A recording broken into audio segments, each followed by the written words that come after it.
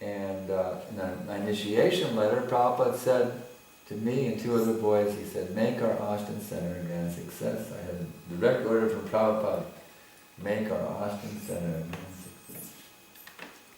So they say, or not they, Shastra states, you should take the order of the spiritual master of your life and soul. And then Temple President Vishnunath Swami wanted to open another temple in San Antonio. And the new president said, well, we're going to close the temple and go traveling and preaching. I was thinking, well, wait a minute. Prabhupada directly told me to make this center a success. If they close the center, how am I going to carry out Prabhupada's order?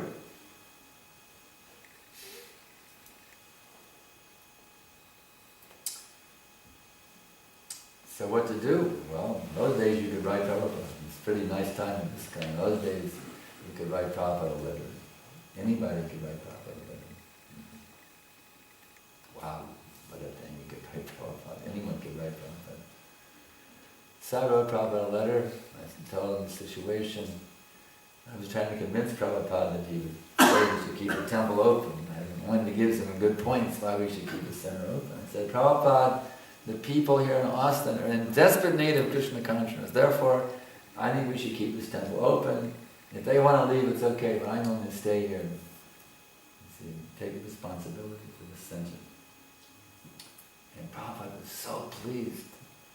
The answer came in an areogram. You know an areogram?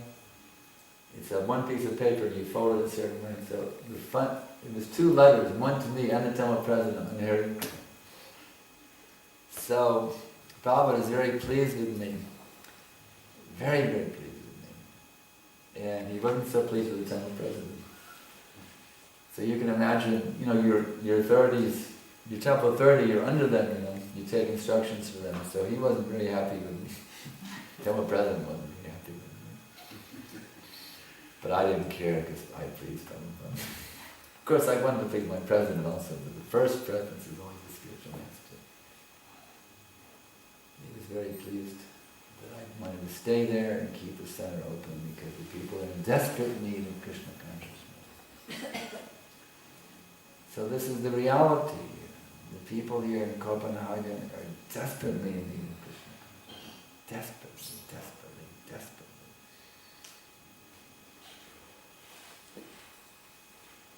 They often appear to be happy, but it's just due to past pious activities they have some false sense of happiness. It's simply their good karma that gives them a false sense of happiness for some period of time until they burn off that good karma, and then they're dragged down to the most miserable conditions where they know they're really, really miserable. You see, in the Western countries, Europe, America, we have some karma which has enabled us to have material advancements. Nice material facilities, transportation, building, communication. Some nice material facilities we have in the Western world due to past pious activities. But what are we doing with our past piety? We're throwing it to the wolves. We're totally giving it up. Becoming very, very impious now. Now, homosexuality is becoming acceptable. We have homosexual politicians, homosexual bishops. It's becoming, completely acceptable. It's completely against the laws of the scriptures. That's the thing. Of course, we're merciful upon. Heterosexuals shouldn't be proud, well, I'm hetero and Brahman. Because actually any sort of sexuality is due to false bodily identification. Our position is to become asexual. That's our position. Sex only for procreation, that's called asexual. I have no interest in sex, I have my only interest in serving Krishna. You see, that's called asexual. Celibate. So whether one is an active heterosexual or an active homosexual, either position is false position. Because sex is only properly utilized when we bring Krishna conscious children into the world. Any other use of sex is against the scripture, it's illicit. So we welcome everyone to come and join, whatever your gender is, it doesn't, whatever your orientation is, it doesn't matter. Let's all come together, forget all of our past conditioning, and let's just all become oriented to Krishna. Krishna oriented. That's our philosophy. Let's become oriented to Krishna. We don't need these other things. It's a waste of time. Gratifying material senses. Why try to get pleasure out of your material body when it's the source of misery? It doesn't make sense. They're trying to get intense pleasure from manipulating their bodies. That's all. It's completely artificial because it's not you. I say, well, here's a nice bowl of sweet rice, now enjoy it. Will you stick your shirt sleeve in it? Or stick your shot in the sweet rice? Oh wow, I'm really enjoy the sweet rice. Ah! So now you can enjoy the sweet rice, taking your shot in it. You understand the point? The material sense gratification is just your charter, it's not you. You're trying to gratify your charter. Why don't you take the sweet rice? Why are you trying to gratify your body? Why don't you gratify yourself? You see, Krishna kindness means don't engage in sense gratification, engage in self gratification by connecting with Krishna. That is the only gratification for the self, to reconnect with Krishna. Just like as a light bulb gratified in any other way, than being connected with a powerhouse? No.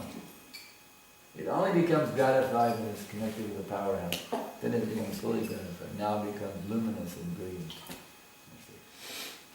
You may try in so many ways to make that light bulb happy. But unless you connect with the powerhouse, it will remain dead with no light, no life. So our position is not sense gratification, it's self-gratification. And the only self-gratification is to reconnect with the Supreme Self, Krishna. Any other attempt to be happy, simply false, illusory. It will not work no matter how hard you try. You'll never be satisfied by gratifying the material body because it's not you. Our philosophy is very simple. Know who you are and be who you are. That's our very simple philosophy. We are not a cult. Religious cult. We're not a religious cult. We are philosophers.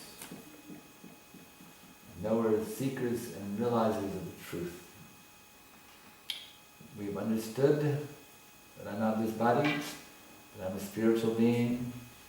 There's a Supreme Self, who's the origin of all the individual selves, is the origin of all the planets. And now we simply want to reconnect in a relationship with that Supreme Self. We're not presenting some new religion. We're presenting the essence of what actually is real religion. They say there's this religion, that religion, this religion, that religion. But that's nonsense. It's like saying there's a Danish sun, a German sun, a French sun. No.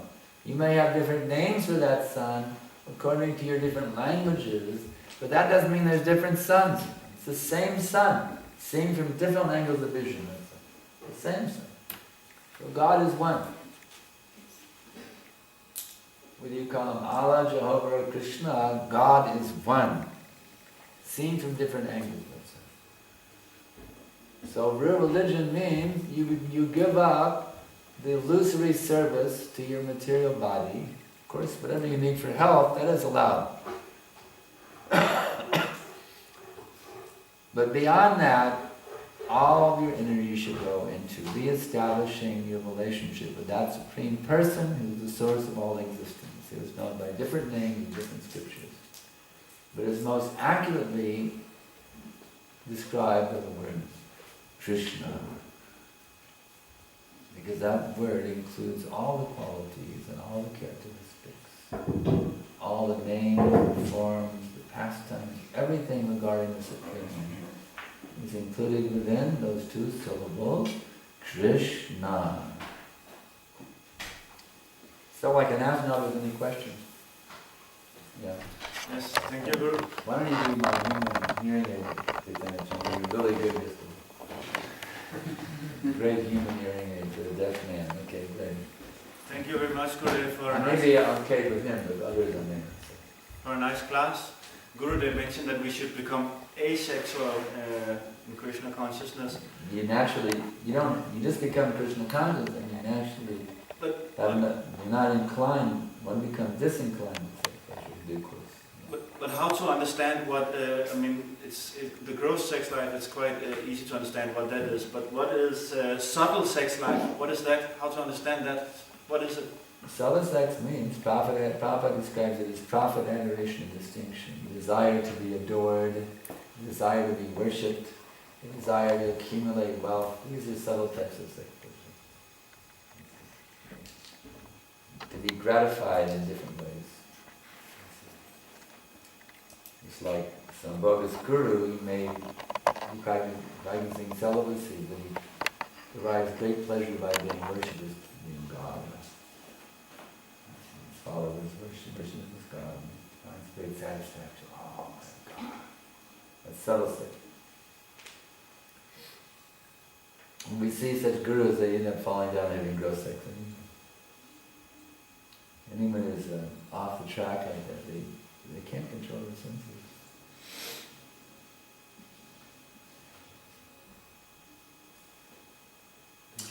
Other question? It's again in regard, thank you for lecture, please accept my humble obeisances. It's in regard again in this sex life, because you emphasized a lot on the word nasty, nasty, nasty. But in the spiritual world, they also have sex. They're completely pure. Our mission is to get pure, to get purified. And then sex is not nasty, it's different. It's completely different thing. Okay. In the spiritual life, they also have sex, but there it's completely pure.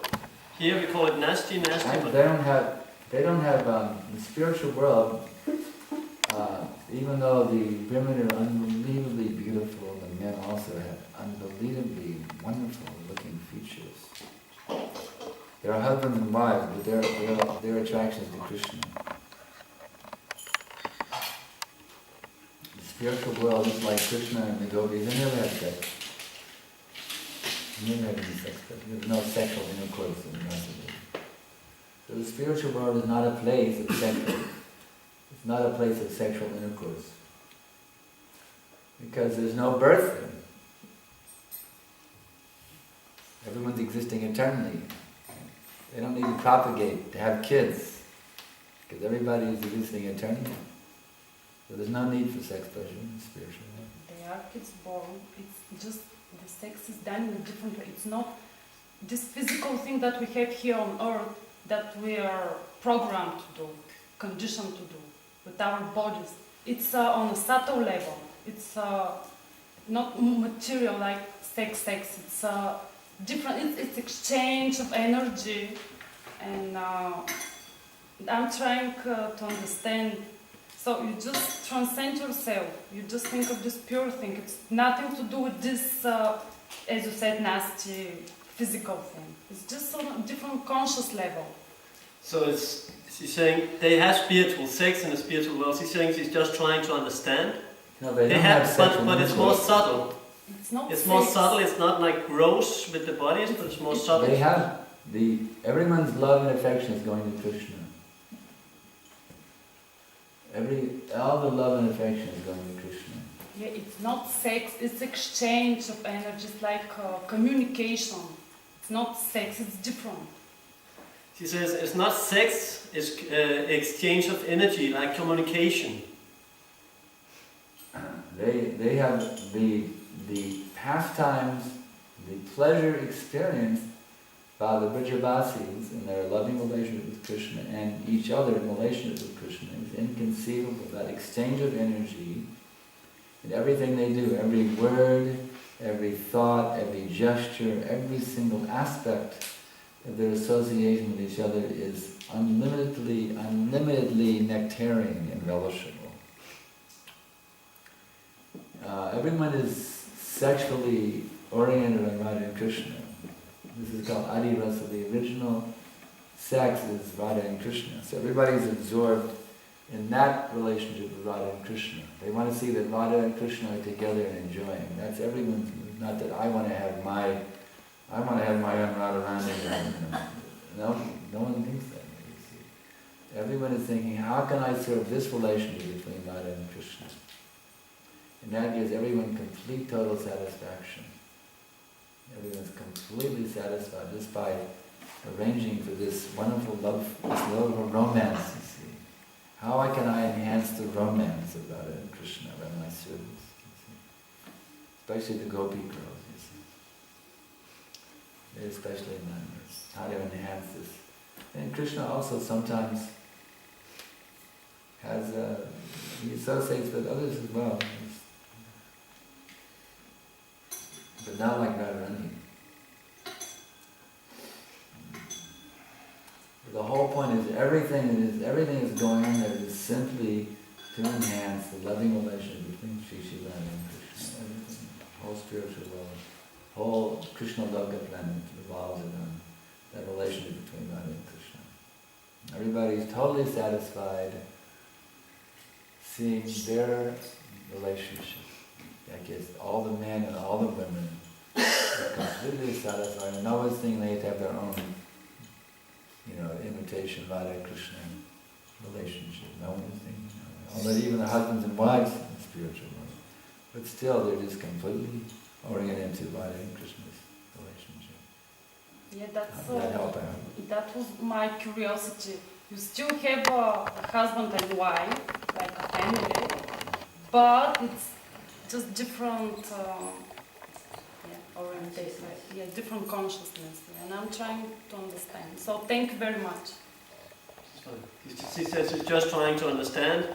It's a different. The husband and wives are working together to serve Radha and Krishna. It's like even in this kind we have, devotees, married couples who are completely celibate, and of course they may have had children, but now they become celibate, or they never had children. They don't think they either way is okay. And now they're just fully absorbed in serving Krishna. That's their only interest. And they, husband and wife, work together to facilitate each other's Krishna consciousness. There's no expression of male, female, or sex, or this or that. It's simply working together in a loving mood of helping each other in their Krishna consciousness. And the similar in the spiritual mood.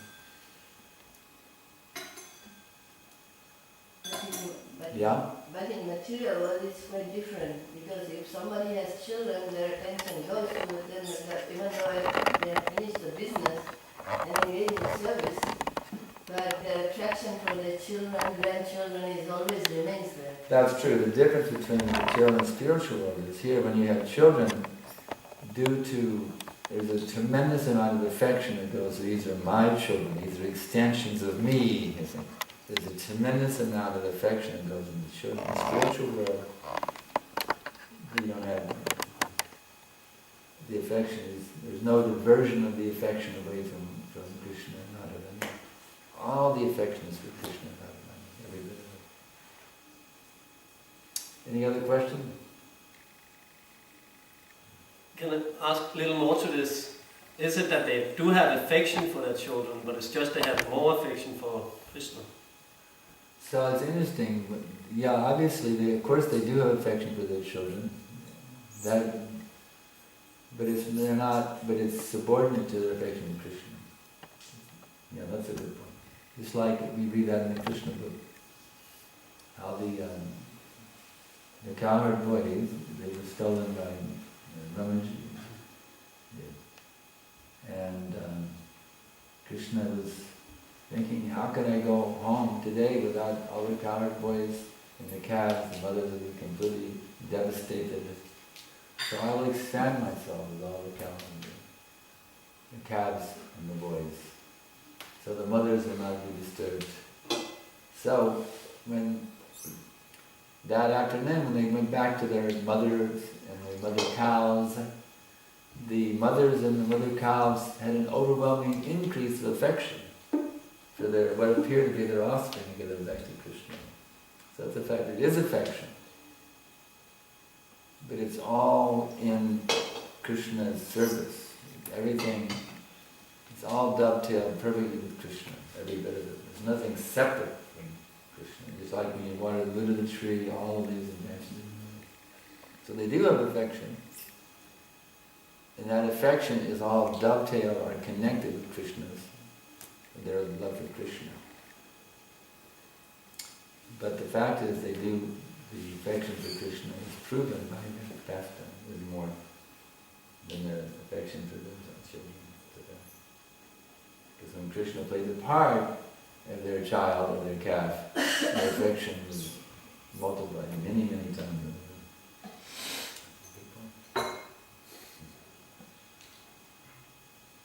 Yes. I just heard some in a lecture that you have an external guru and an internal guru. Yes, that's true. There's two gurus. There's the internal guru and external guru. Internal guru is called Chaitya Guru, that's Paramatma, Krishna. External guru, that is your Diksha Guru, the one who gives you initiation. When you're very serious to surrender to the Supreme Personality of God, and He being situated in your heart, knowing fully well your state of consciousness, He will then bring you into contact with a bona fide spiritual master externally, from whom and you can take shelter, instruction, initiation, guidance, etc. So the internal guru is called Chaitya Guru Paramatma, the external guru is the initiating spiritual master. Is that clear you up? Any other questions? So can you in meditation meet a pure spiritual, it's like, meditation, like as if someone from the spiritual world is guiding, is this possible? Because it's some kind of connection with the... As I understand it, like in meditation, can somebody guide you from the spiritual world directly? If one is completely purified, it is possible that you can be guided from the heart. Prabhupada told us that he can instruct us from within the heart if our hearts were pure. It is possible. But it's also possible when you're not pure to think that you're being guided and this is your own mental concoctions. So be careful. Yeah. First we have to be pure. First we have to be pure, confirmed. And the way to become pure is to follow the standard process given by Rupa Goswami of how to become pure. You have to have faith in the process, you have to take shelter of devotees, you have to be initiated by the bona fide spiritual master, you have to get free of all the anarthas in your heart, you have to come to the stage of firm faith, nishta stage, and you have to have come to the stage of unlimited taste for the name, where you can chant for millions of years and never get tired, constant chanting for millions of years and you never get tired. That's the Ruchi stage. And the Asakti stage, where you're completely, totally attached to Krishna and nothing but Krishna. You see? And then that's the preliminary stage of pure love of God. Then you go to Baba stage, and then Prema, you become completely purified. So, described in the Baba stage, you actually begin to receive, you realize your rasa. In the Sakti stage, you begin to have exchanges with Krishna in the Baba stage. And by associating with Krishna in your original relationship with Him, then you become completely purified and take the Prema stage. So that's really, really far, far beyond this. We're just, some of us are not even initiated yet. We're just down in the Sadhu Sangha stage, step number 2. Those who are initiated, we're battling it out the Narta Nivritti stage for years and years and years. We're battling with sleep, sleepiness, laziness, lustiness, greed, all that dirt we accumulated for millions of lifetimes. We're just battling it out the Narta Nivritti stage. We're not even initiated yet. So we can't even dream about, about the higher stages right now. We can just hanker for them. As we continue to fight it out with our anarthas. Yeah. Isn't it, even if somebody is slightly pure, Krishna from as Chaitya Guru will guide one to the Guru. So that is the inspiration, that is the pure state. And if you can accept that, If one is slightly pure, yeah. Like if one is sincerely wanting, that is a pure, see the purity is already there, there's different degrees of purity. I mean, even the person on the Shraddha stage, he has that little bit of purity, you see. He has some faith in God, he has some faith in the process of self-realization. That is a certain degree of purity. And then by associating devotees, he becomes more purified. Now he has a greater percentage of purity. Then he gets initiated, he becomes even more purified. It's just a gradual process of becoming a little bit pure, a little bit more pure, and finally you go from 1%, 10%, 20, 35, to 100% pure in the prema state. So purity is there. Actually, Prabhupada said, it's interesting, he said there's 3 kinds of pure devotees: Kanishta Adhikari, Adhmajam Adhikari, and Uttam Adhikari. So how do you understand that? Well, there's a little bit pure, a little bit more pure, and there's completely pure. Everyone is considered pure devotee, but how pure, what percentage purity do you have? You're all pure devotees. We're all pure devotees, but how pure, that depends. Can you judge the purity when Krishna guides us by accepting the scripture, the knowledge from the scripture, knowledge from the devotees? You will immediately become favorable to Not the by knowledge. accepting knowledge, Yes. we become We will faithful. immediately accept and absorb what is Krishna asking us. Just like that to Arjuna, he gives the knowledge. Tad vidi pranipatena pariprasnena sarvadharman parityajya karosi yadasasi. So the devotee absorbs it like Arjuna. If one hears from Yes. Krishna and follows the instructions, then you become purified. That's Yes. right. That's right. That's right. So in the preliminary stage, if the devotee is sincere and if there is any pure desire to attain Krishna, then they will immediately absorb all the instructions that the devotee will present to them. They won't deviate. If one is sincere, then he'll take whatever instructions come. His mercy. But not that I pick and choose. Well, this instruction I like, this one I don't like. That means he's not sincere, he's a cheating mentality.